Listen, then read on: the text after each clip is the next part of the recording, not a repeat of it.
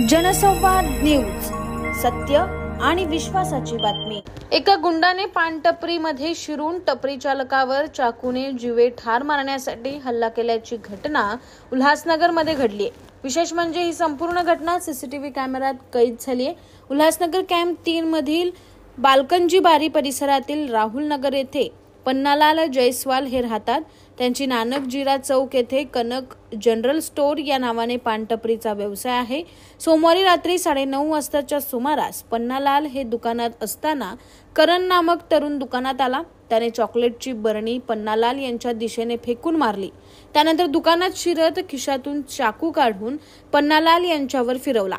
मात्र सुदैवाने त्यांनी बचाव केल्याने चिडलेल्या करणने लाथाबुक्क्याने पन्नालाल यांना बेदम मारहाण केली।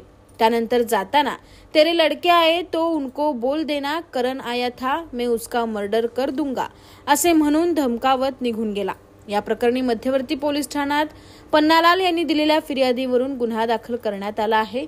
प्राप्त माहितीनुसार गुंडांचे नाव करण लबाना असून तो गुरुतेज बहादूर कॉलनीत राहतो। पोलिसांनी या प्रकरणात जीवे ठार मारण्याचा प्रयत्न केल्याचे कलम न लावल्याने फिर्यादीने पोलीस उपायुक्त सचिन गोरे यांना निवेदन दिले आहे।